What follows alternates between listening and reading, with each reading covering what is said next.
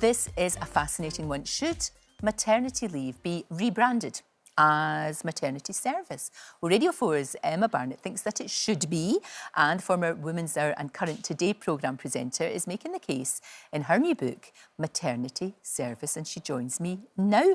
Why do you think we should rebrand it? It's so interesting. I'm just wondering what difference you think it will make. Well, I wrote this book live on my second tour of duty. Right.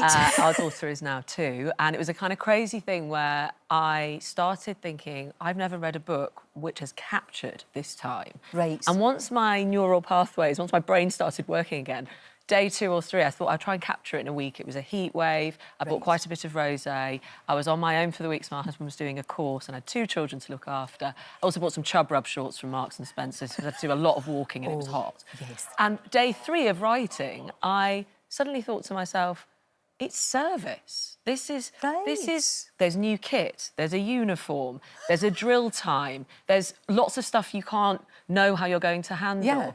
Yeah. You go into it injured, which is not how the military typically works. And you're trying to get to grips, make new comrades and have friends that you're doing this with, sort of sisters in arms. And actually, I found, first of all, having a unique thought during the brain mush that is this hormonal time post-baby, very exciting. Right. But secondly, it was kind of crazy. I thought, I'm going to try and write this down, and all these words poured out of me. And I have found service, because when you have a baby and if you go back to work, maternity service doesn't end. It's just the beginning. No, that's true. It keeps going, as you well know. True. Yes, of course. It's helped me to think of it, because service is linked to kindness. Yes. It's linked to duty. And it's helped me dig deep for the bits that I have found at times monotonous, hard. There's amazing, loving moments, of course, within that imbue the whole experience. And also for the deadening tedium and boredom at times. Because you're doing your bit and you're growing your family and you're building a person. And that's the most incredible thing and privilege. And I say that as someone who had, you know, 6 rounds of IVF to have our daughter. I know, so that was a battle, wasn't it, that finally... But it's interesting you talk about it almost in terms of the military as well, because when you say maternity leave, I guess people might picture you sitting with your feet up reading a book and eating chocolate, which, of course, even like maternity leave before you have your child is not like that. It's not at all, because you're trying to get everything done. Yes. You know, you're trying to do all of that, so you are serving then. It's not like you're sitting back being Lady Godiva. You're not, you're totally doing that. Well, I feel that for me, I don't mind if people still call it maternity leave per se. Oh. It's a reframe. Right. And I would have found in this kind of love haze that you're in, this wilderness, if I'd been given a bit of a map from someone who'd been through it, and you may not recognise all my experiences, but a bit of a loving hug, a strong cup of tea, maybe a gin by 6 p.m. A playlist. I love what you say in the book. You say make music a playlist. was so important. What a brilliant idea. I had a maternity leave playlist. I wrote myself a maternity leave letter or service letter before I went off. So it had my login so I could remember how to go back to work, but it also had some words of encouragement to get back out there. That's but really if I'd good. just been given a bit of a sense of what was ahead, really distill this time, and I just tried to paint a portrait of how I found it.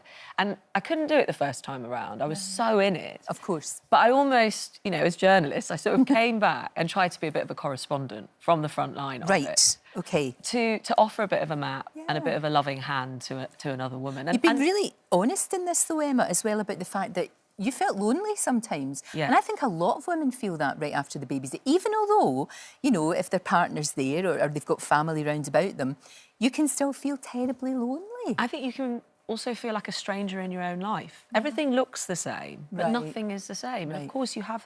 I've read so many books about motherhood, parenting and women, but I haven't read exactly how this bit feels and this adjustment. And you know, the walking for hours that you can do to get your baby off, to have some time.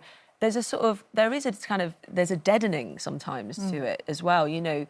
And there's also thinking that older women said to me, out of true goodness, enjoy every second. Yes. And that adds a bit of a pressure. It does. In itself. You think, hang on a minute, I'm not actually enjoying this particular part of it, maybe. And there's a lot around your baby that isn't your baby. And it's sort of how to try and navigate that. And I also wrote it down because I think once you go back to work, or whatever life was like before, if you go back, you obviously want to remember everything in a beautiful way. And we are kind of almost programmed to forget.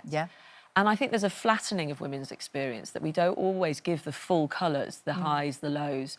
And I wanted to try and capture that, because little things like when I reread it the other day to do the audiobook, which I really enjoyed doing, I'd forgotten that for the whole of my maternity leave and service, I couldn't wear my wedding ring. I know that sounds a really small thing, but I got so swollen from being pregnant.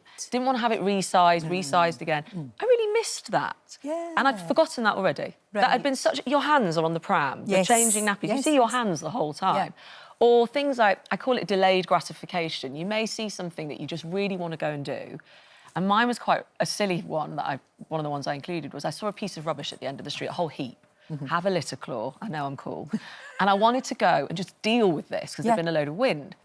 And I couldn't go because I was either walking past it and the baby was screaming and we needed to go in and we needed to feed or change or whatever. I was going on pickup. It's just a little thing. You can't leave the house anymore, of course, just easily. And obviously I have a husband and he's amazing and we do a lot together. But at this particular point, I had to learn to keep a thought, keep a hope, keep an aspiration for later.